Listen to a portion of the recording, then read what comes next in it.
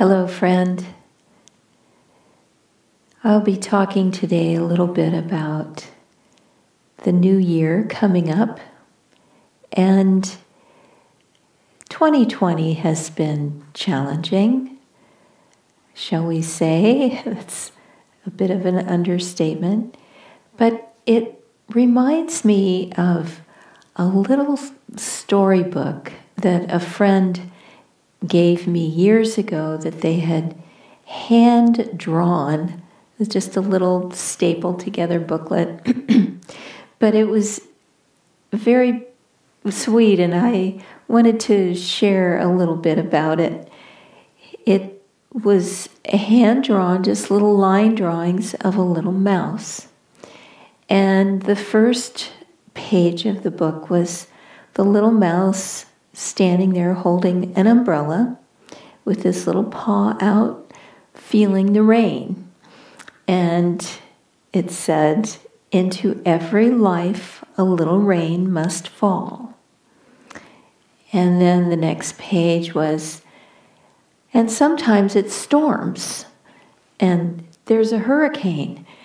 And the little mouse's umbrella had blown inside out, but he was still holding on to it.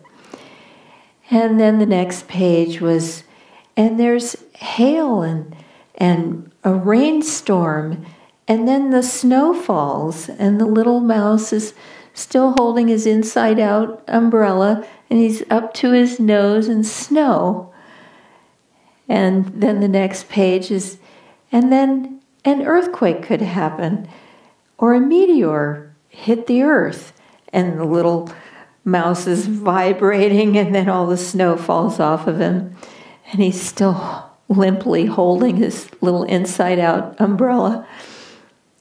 And the next page is, "And then the sun comes out, but there's no water, and now there's a drought," and the little mouse's little tongue is hanging out, and he's sweating, and and all pathetic. And then the last page of the book is, "And then a little rain doesn't sound too bad at all." So it's all a matter of perspective.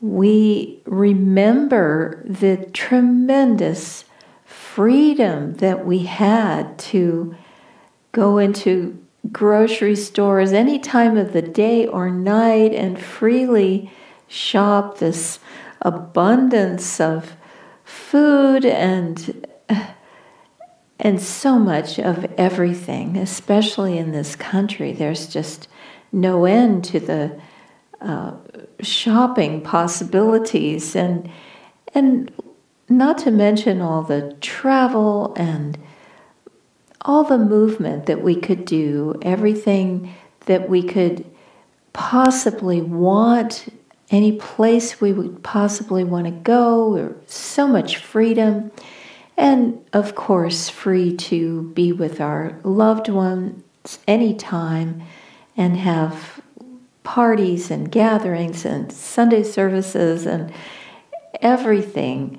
We just had the 50th anniversary of Ananda last year, and such a magnificent gathering it was, with devotees of this path from all over the world gathering at Ananda Village.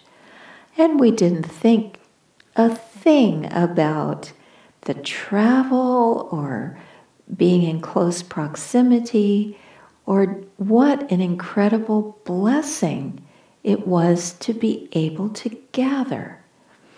What an incredible blessing to not wear a mask over your face all the time, and to be constantly washing your hands. These are little sweet, everyday blessings that we never even noticed. So, like the little mouse in the story, let's think of a little rain falling in our lives. It's big rain with the pandemic and losing so many dear ones. It's a big thing. But even the worst of these tragedies, we have to school our minds to think in a more yogic way and to remember that we all live many lives, according to the Indian scriptures, millions of lives. We have had to die ourselves many, many times. We've had to go through that. And Yogananda very carefully outlines what it's like to die. And he cautions us to have courage and to not be afraid and to know that God is with us. And the more that we trust that, the more peaceful and calm we will be. And we also need to face this coming new year with the courage to be thoroughly grateful and thankful that we have made it this far. We, as a species, are incredibly adaptable. That's how our ancestors produced us. They adapted. They survived. And science, fortunately, tells us simple things we can do. Wash our hands, wear a mask, socially distance. We need to be a little careful about things that we can't see, like germs floating through the air. But it's a small price to pay for life and for keeping those we love safe. So let's face this new year with courage, with common sense, and with a deep sense of gratitude. It would be good to take some time. Most of us are pretty much in seclusion anyway.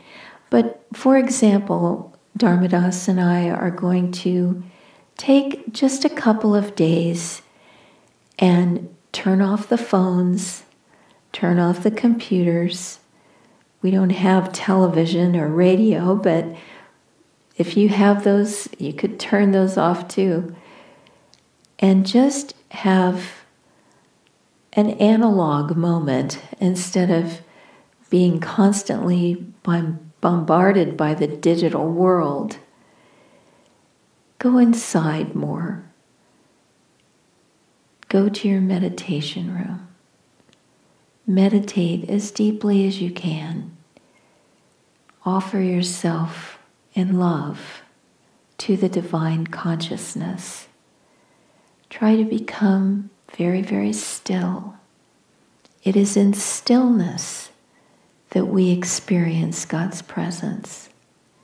So let's take the time, now that we have the time, and try to make a real effort in this moment between 2020 and 2021. And let's offer this year with all our hearts to God and Guru, that their blessings may permeate our lives, the lives of all creatures, and this universe. God bless you.